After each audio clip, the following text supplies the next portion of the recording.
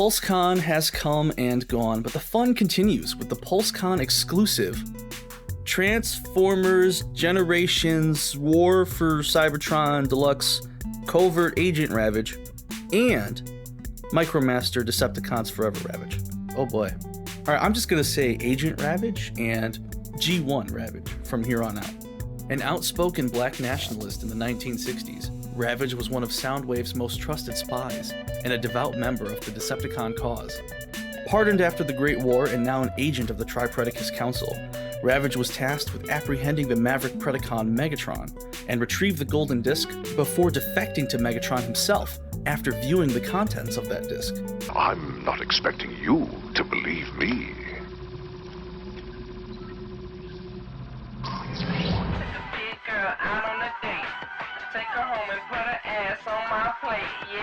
But today we're talking about this figures, and I've been very excited to get this set. And I will say right now that I'm definitely not disappointed by this set, but I am kind of frustrated with it, and I'll explain why a little later.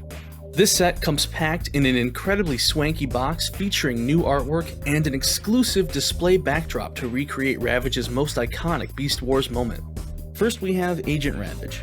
Heavily retooled from Kingdom Cheetahs, Ravage is dressed in a slick tuxedo black and is intricately detailed to depict the on-screen model, minus a couple specific areas, namely the lower legs and back. A valid point, Mr. Shapiro.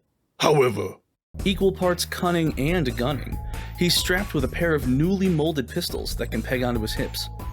They might be able to fit effect parts in them, but I'm too worried about scraping paint off of them to try. This blaster isn't actually fit together properly either. He looks like a premium figure, with many paint apps. I'm particularly impressed by those on his face. His eyes, teeth, and tongue are all painted in very crisply.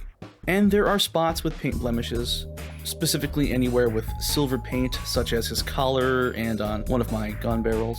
A detail that I think is sorely missing is the Decepticon badge he's supposed to have on his right arm. They also needed to hire somebody who knows how to clean a nub properly, because fucking Christ, there's some ugly ass nubs on this motherfucker. His upper arms and his fucking yarmulke.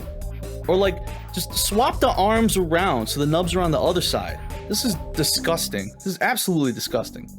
The transformation has been reworked slightly. In a really fascinating move, the holes in his back end up being filled in with the plates attached to his hands. When transforming him, I would suggest positioning these like this first, and then when you close the chest up, they will slip properly into place. Beast mode is kind of the least interesting part of this figure, but it's far from horrible. It's really just fine. It serves its purpose, but I'm not writing home to mom about it. He's got very well-defined feline proportions, and the sculpting on the animal limbs is great with this gentle fur and the subtle musculature underneath. But a few of the new pieces stick out. They look too procedurally generated and uniform. They didn't really try to match the texture to the original pieces at all. Actually, one improvement Beast Mode has over Robot Mode is that his head is a lot more articulated.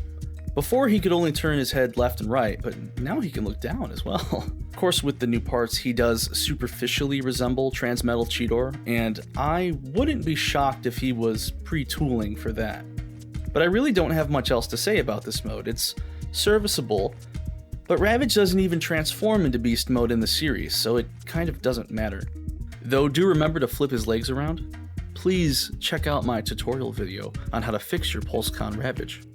Now we see G1 Ravage, the original Black Panther. G1 Ravage is still fantastic. I'm really glad they included him instead of Siege Ravage, for instance, who I can't help but see as anything other than a bad version of Universe Ravage.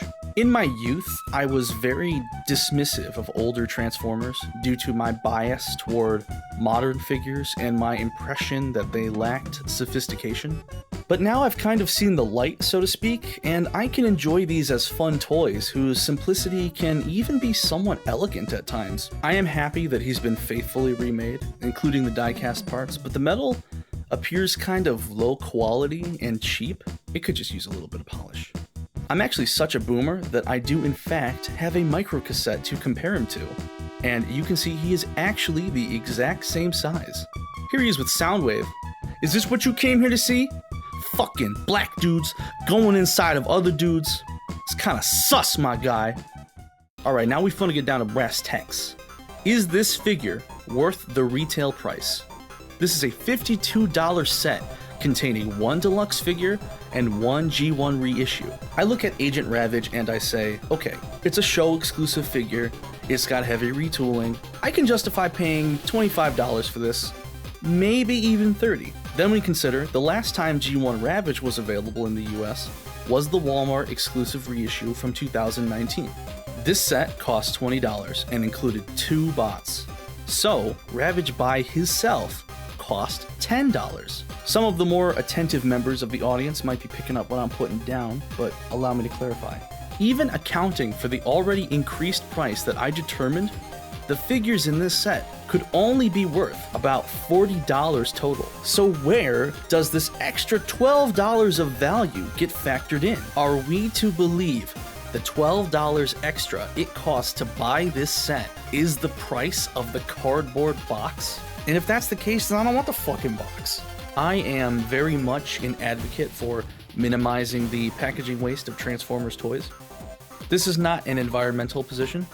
Fuck the Earth. If the Earth were gone tomorrow, I wouldn't be particularly upset. But if it would save me over $10 off the list price of this set, you can keep the fucking box, because I don't need this. This is not a display piece for me.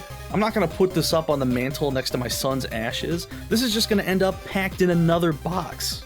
Retailers should start offering an option where you can opt into getting your figures sent to you in a little manila envelope. Just toss them in and let God sort out the rest. So I think this is a good set, but I'm honestly unwilling to say that it's a good value.